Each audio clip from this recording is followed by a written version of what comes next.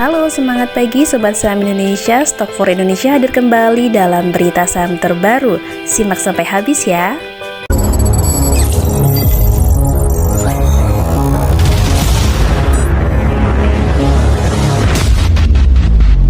Ada berita dari Wall Street yang berguguran lagi. Semoga IHSG kuat hadapi tekanan. Jadi Wall Street kemarin tadi pagi ditutup ya melemah.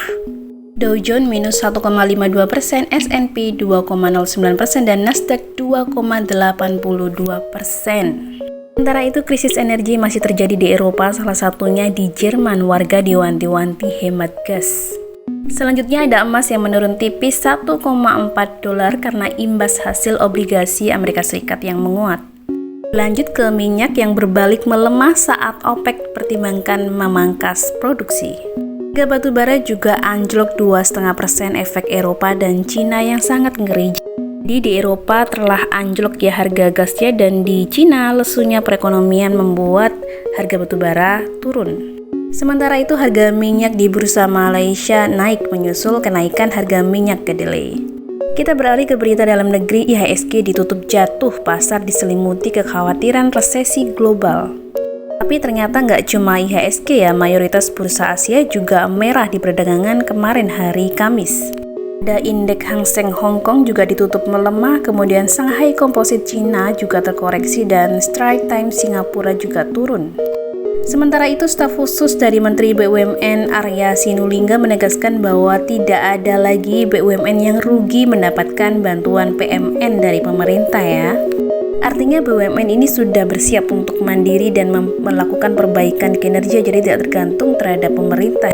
Nah, ada kabar yaitu IPO, ada 35 calon emiten yang sudah mendaftar di Bursa Efek Indonesia. Jadi mereka sedang antri IPO dan termasuk afiliasi dari BUMN. Nah, ini kira-kira yang mana ya? Apakah anak afiliasi dari PLN, Pertamina? Kita tunggu aja ya.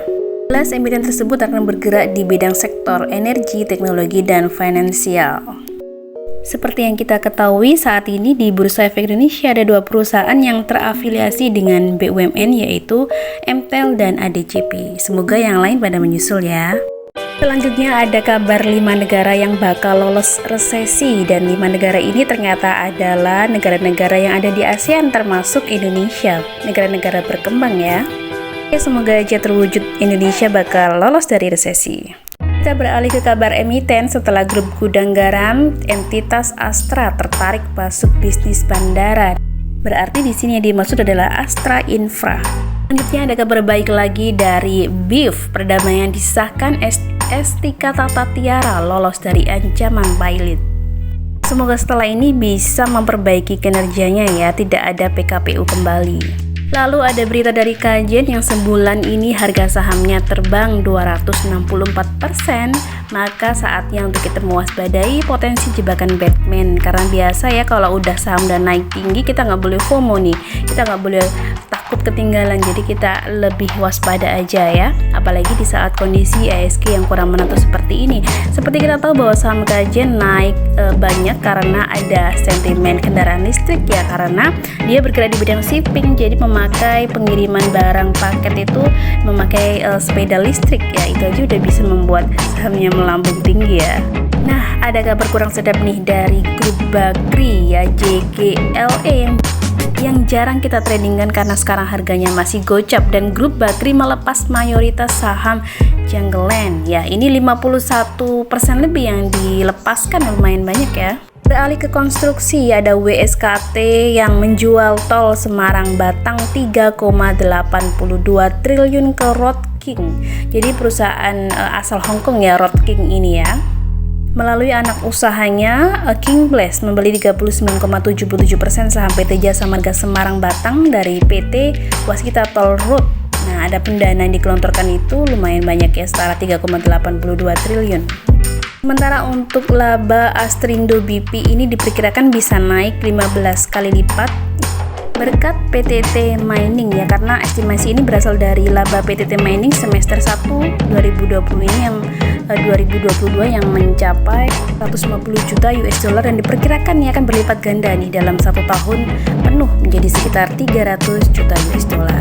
Bagaimana untuk sektor perbankan? Nah, ada kabar bagus yaitu dari BTPN di mana penyaluran kreditnya menembus 149,2 triliun dalam semester 1 2022 ini. Capaian kredit ini naik 10%, di mana pengguna Geniusnya tumbuh 19% karena kita tahu Genius banyak melakukan promosi-promosi baik offline maupun online. Masih dari perbankan yaitu Bank Digital BNI, Bank Mayora bakal ganti nama. Bank Mayora ini akan beroperasi di kuartal 1 2023, di mana Bank Mayora ini akan transformasi menjadi bank digital dan akan berganti nama.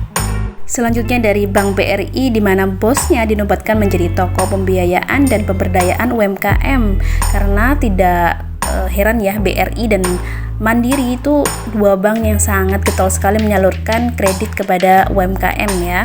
Selamat untuk BRI.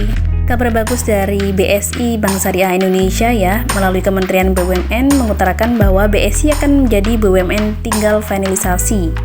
Jadi kurang sedikit prosesnya sudah sah menjadi BUMN. Masih dari grup BRI ini ada Agro yaitu Bank Raya Indonesia yang mengganti dirut dan rombak jajaran direksinya. Dan kabar bagus lagi, Bank Agro ini sudah mendapatkan restu ya rek isu 3,5 miliar saham ya, karena sudah ditetapkan dalam RUPS ya. Nah, ini akan ada di harganya Rp100 untuk harga pelaksanaan rek isunya. Jumlah ini setara dengan 15,39% dari modal yang ditempatkan dan disetor penuh perserian ya. Siap-siap yang punya Agro akan mendapatkan tawaran untuk menebus rek isunya.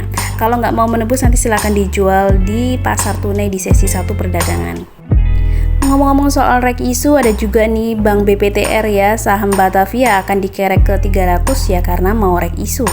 Rek isu BPTR ini sebanyak 1,5 miliar lembar saham ya. Harga tersebut juga menggambarkan ekspektasi penguatan laba bersih perseroan.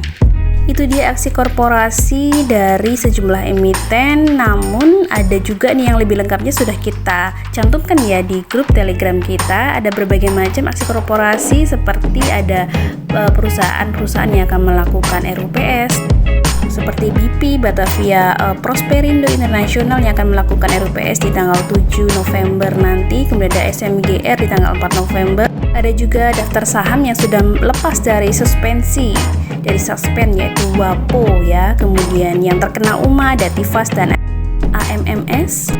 Lalu ada juga pengumuman yang akan memberikan dividen yaitu TB dan Rally ya, siap-siap di kumdetnya. Well, sampai di sini dulu Sobat Saham Indonesia. Terima kasih yang sudah menonton video ini. Semoga bermanfaat dan jangan lupa like, share, komen, dan subscribe ya.